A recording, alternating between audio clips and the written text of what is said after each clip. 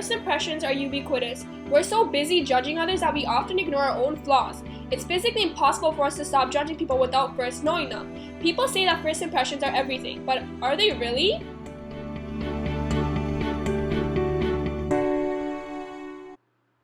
In Middlefield Collegiate Institute, everybody leaves behind first impressions and has first impressions of everyone. This is especially evident in the rotunda, where people walk by without ever stopping to talk to someone.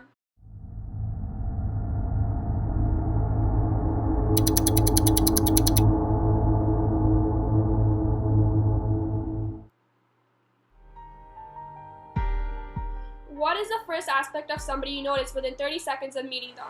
When I first meet someone, I see the tone in their voice and if they're interested in the conversation.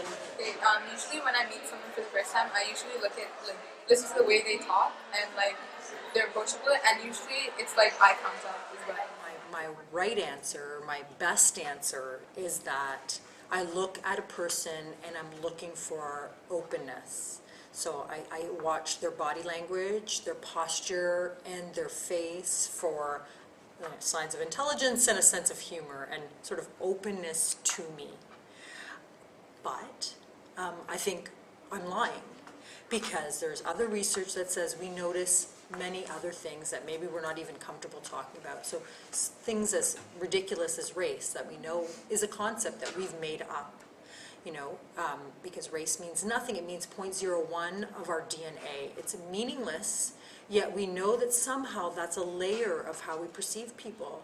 So, my best answer and the truth might be two different things, and I'm aware enough to know that I maybe just lied to you.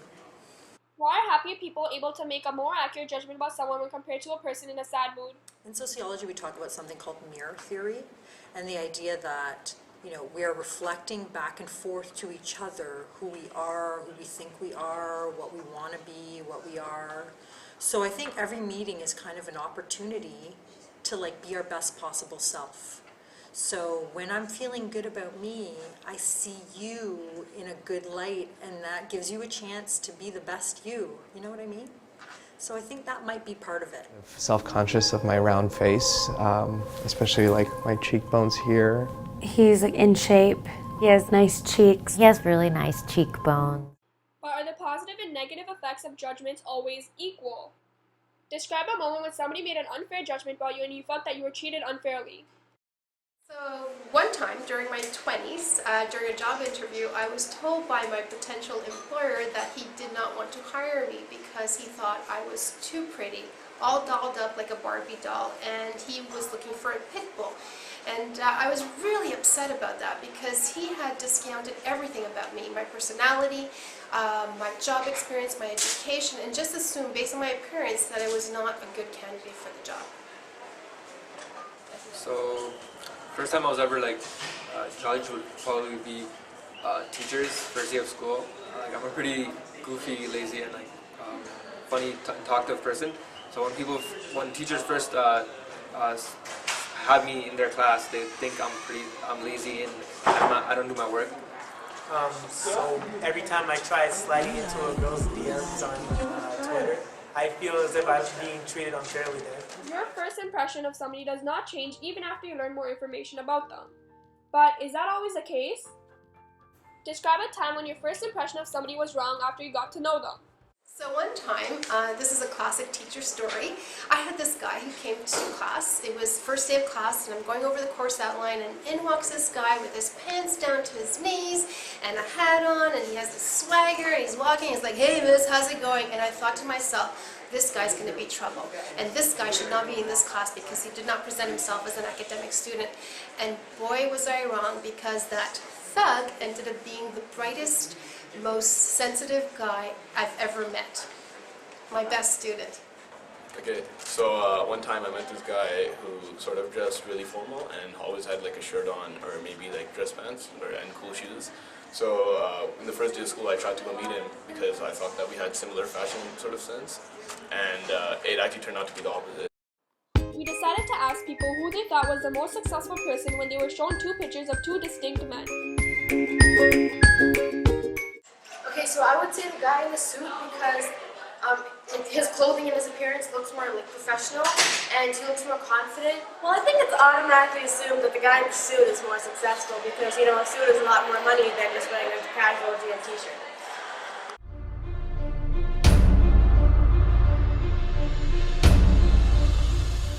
That money, money, money, your money, money.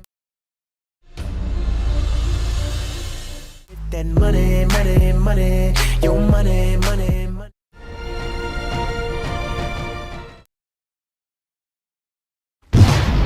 Fail. So how accurate are they? On a scale of 1 to 10, how accurate do you think first impressions are? I'd say about a 3, because at the end of the day, it doesn't matter what a person looks like. It's when you actually get to know them that you see what kind of person they are. I'd say a 2 because I feel like you really need to know the person and get to know them before you can judge them on anything. 7.5. I think 75% of the time our first impressions are right, but when we do get them wrong, we get them really, really wrong. Ashley walks into class on the first day and sits beside Jessica.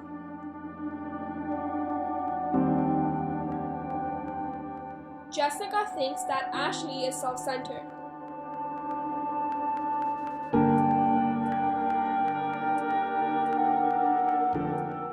Day 2. After getting to know each other, Ashley and Jessica become good friends.